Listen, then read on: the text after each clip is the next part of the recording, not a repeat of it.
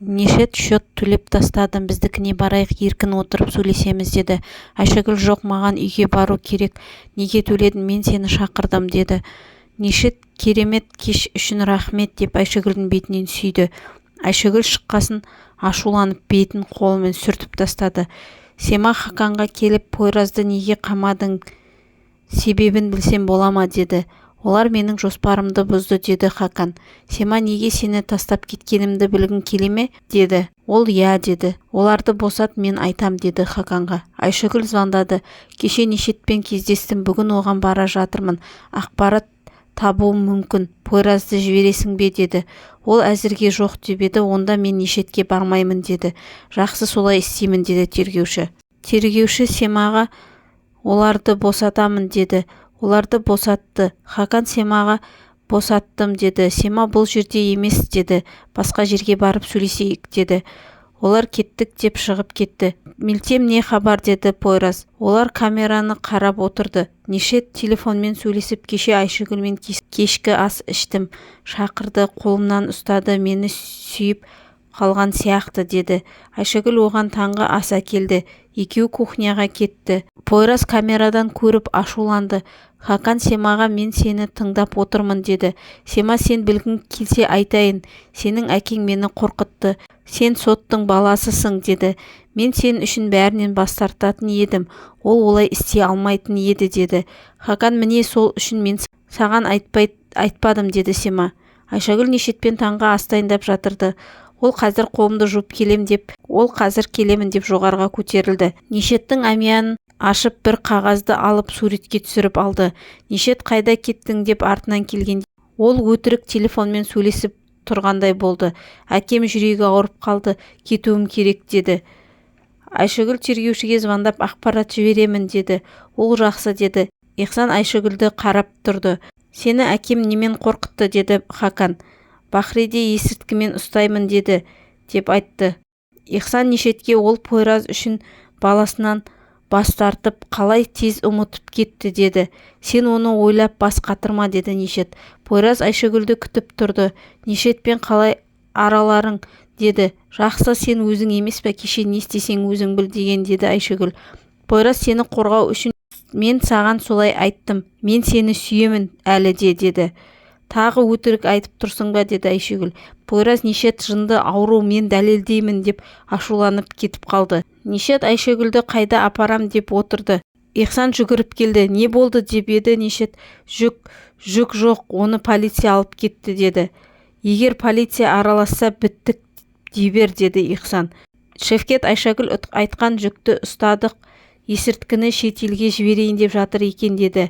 Біздің арамызда сатқын бар, ол Садреддин деп еді Нешет. Садреддин мен Фуат ол жайлы ештеңе білмейді деді Ихсан. Онда кім біледі деп еді Нешет. Ихсан Айшагүл деді. Ешқашан Айшагүл жайлы ондай айтпа деп Ихсанды ұрып жіберді. Оны қуып жіберді. Садреддин ойын ойнағын келеме, көреміз кім жеңетінін деді Нешет. Садреддин кінәлі емес. Айшагүл екені анық емес пе, соқыр ақмақ деп ашуланды Ихсан. Шевкет тергеушіге Айсенбергті іздеп жатырмыз деді. Енді оны табу қиын болады. Ол біз іздеп жатқанымызды біледі деді Хакан. Шевкет тергеушіге Сема жайлы бәрін айтып берді. Пойраз Нешетке келді. Айшагүл жайлы сөйлескім келеді деді. Айшагүл жаңа өмір бастағысы келеді, ал сен оны қолдағың келеді ма деді. Неге қолдамасқа, сен оны тастап кеттің, ол қиналып жүр деді Нешет. Нешет Пойразға сен дайын бол, Айшагүл екеуміздің арамызда бірдеңе болуы мүмкін деді. Айшагүл жақында сенің қандай екеніңді біледі деді Пойраз. Сен әкеңді Бахри өлтіретіндей қылып ұйымдастырдың. Юсуфты да өлтіріп дәлелдерді алып кеттің. Оны түрмеге жауып, мені оның орнына отыратынымды білдің. Садреддинді өзіңе тарттың. Сөйтіп Айшагүл менен бас тартатындай істеп, өзіңе мүмкіндік алдың деді Пойраз. Осының бәрін қалай ойыңа келді деді Нешет. Міне көрдің бе деді Пойраз. Камераларды көрсетіп оған. Жүр Айшагүлге деп жатқанда Нешет тапанша алып Пойразға тақады. Иә, дұрыс айтасың, бәрін мен Айшагүл үшін істедім деді. Сен оған лайық емессің. Сен оның бір тал шашына да тұрмайсың деді Нешет. Таста тапаншаны деді Пойраз. Сен менің құпияларымды біліп қойдың. Кешір, қош бол інім деді Нешет. Садриддин бегім Синан үшеуі үйіне келе жатырды. Бегім Синанға кел сені құшақтаймын деп жатырды. Садриддин машинаны тоқтатты. Оларды жүк көлігі келіп түйді. Айшагүл тергеушімен кездесті. Ихсан аңдып келіп көріп қалды. Ол оларды суретке түсіріп алды. Нишет Пойразды атып Ихсанға звондап тұрғанда Пойраз артынан тұрып келді. Нишет тағы бірнеше рет атты, бірақ Пойраз өлмеді. Тапанша өтірік еді. Пойраз диктофонды қосты. Нишеттің айтқандарын бәрін жазып алған. Қалай ойлайсың, Айшагүлге ұнайды ма мына жазба, деді. Синан мен Садриддинге ештеңе болмады.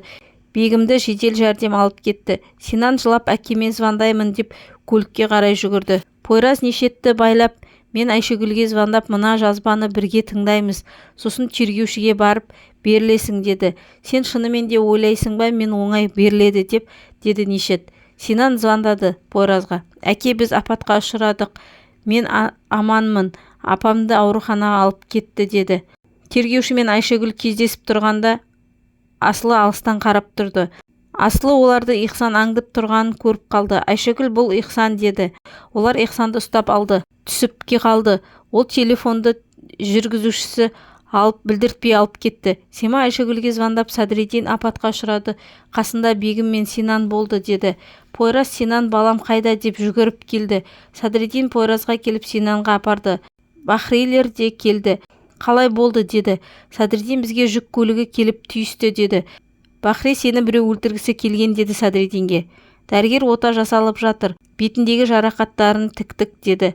Ауруханада қалады, деді. Пойраз Айшагүлге былай шығайық, Нишет жайлы айтамын деп еді.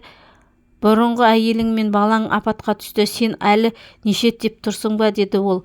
Пойраз Нишетті байлап кетті. Ол қолын шешіп алды. Айшагүлге звондап Пойраз адамдарымен келіп маған жазба жазғызып алды.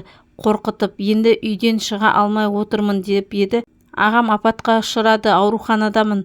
Осында кел, деді Айшагүл. Пойраз бар шығар деп еді. Ол саған ештеңе істемейді. Кел, деді Айшагүл. Нишет басын өзі темірге ұрды, Пойраздан көрсін деп. Шевкет пен Хакан Ихсанға бәрін айт, деді. Ол қорғаушысыз ештеме айтпаймын, деді. Шевкет Нишетті қамайық деп еді. Бахриді бәрін қамаймыз, деді тергеуші. Айшагүлмен келісім жасадың ғой деп еді. Шевкет, ол солай ойлайды, деді Хакан. Асылы естіп тұрды. Пойраз Айшагүлге жазбаны тыңдатып отырды. Нишет келіп тұрды.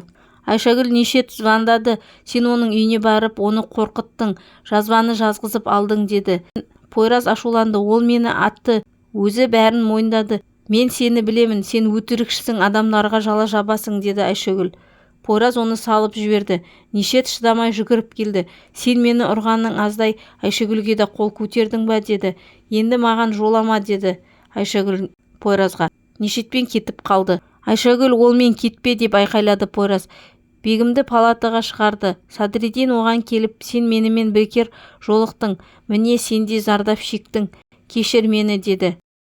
Нишет Айшагүлге, ол маған жалғыз келген жоқ деп еді. Сен маған звондағаның жақсы болды. Мен оған сеніп қалатын едім, деді Айшагүл. Мен қалайын, ол келіп жатса деп еді. Жоқ, ол мұнда келмейді, деді Айшагүл. Нишет кетіп қалды. Айшагүл есікті жауып ішке кірді. Пойраз Айшагүлдің үйінде еді. Екеуі құшақтасты. Бәрі екеуінің жоспары еді. Пойраз жазбаны Айшагүлге тыңдатқанда, Айшагүл, мен білемін, деді. Мен істеп жүрген компания есірткі шығарады. Мен тергеушімен келістім, деді. Неге келістің, деді Пойраз. Бәрі сен үшін, деді Айшагүл. Сол кезде ол звондады. Садриддин, Айшагүл, Пойраз үшеуі осы жерде жоспар құрды. Айшагүл, олмен кетем, деді. Пойраз, мен сені олмен оңаша қалдыра алмаймын. Үйде күтіп аламын сені, деді. Солай олар жоспарларын құрды. Нишет үйіне келіп жатқанда Ихсанның жүргізушісі келді. Нишет, сен кімсің деп еді. Мен жүргізушісімін Ихсанның. Біз біреуді аңдыдық. Ол жерде тергеуші болды. Оны қамап тастады. Телефон түсіп қалды. Мен алдым, деді. Бегім оянды. Синан қайда, деді. Ол жақсы, Пойраз қазір әкеледі, деді Садриддин. Синан анасына келді. Ихсанға қорғаушы келді. Сізді кім жіберді деп еді. Нишет, деді қорғаушы. Ол Нишетке айт, Айшагүл тергеушіге жұмыс істейді деді Ихсан. Менде дәлел бар, оларды суретке түсіріп алдым, деді. Телефон қайда, деді қорғаушы. Жүргізуші де, ол оны Нишетке апарады, деді Ихсан. Бахри Фуатқа звондап, мен қазір телефон қоямын, келесі звондағанда сен әуежайда болатын бол, деді. Ол ой, қорықтым деп күліп тұрды. Бахри түнге дейін уақыт берем, кетіп қал, деді. Соңғы мүмкіндігің бар, деді Бахри. Ихсанның қорғаушысы тергеушінің адамы болды. Ихсанға Нишет жіберген қорғаушы келді. Ол тергеушінің қасындағы қорғаушыны көріп кетіп қалды. Қорғаушы тергеушіге жүргізушіде телефон бар, Айшагүл екеуіңізді суретке түсірген, деді. Нишет жіберген қорғаушы оған звондады. Мен оған кіре алмадым. Ол өзіне басқа қорғаушы алған. Оның қорғаушысы тергеушімен сөйлесіп тұр, деді. Ихсан сізді сатып кеткен сияқты, деді. Нишет ашуланды. Олай болса Ихсанмен қоштасу керек, деді. Асылы Айшагүлге келді. Тергеуші келісімді бұзады. Бәрі біткесін сендерді тұтқындайды, деді Пойразға. Ихсан сендерді суретке түсірген телефон жүргізушіде, деді Асылы. Сема, Пойраз, Айшагүл үшеуі жоспар құрып отырды. Нишеттің өтірігін ашуға. Сема Айшагүл саған жалғастыру керек деп еді. Пойраз ол жынды ауру жоқ, деді. Жалғастырмайсың, олмен енді кездеспейсің, деді. Зұлфар мен Мелтем Ихсанның жүргізушісіне келді. Сенде телефон бар, деді. Ол мен оны Нишетке апардым, деді. Нишет суретті көрді ме деп еді. Ол суретті ашқан жоқ, деді жүргізуші. Мелтем Пойразға звондады. Телефон Нишетте, суретті көрмеген сияқты, деді. Айшагүлге Нишетті бір жерге шақыр, Зұлфар мен Мелтем телефонды алады, деді. Ихсанның қасына біреуді әкелді. Ол Нишеттен сәлем деп оған пышақ тығып алды. Айшагүл Нишетті күтіп отырды. Пойраз оларды машинада сыртынан қарап отырды.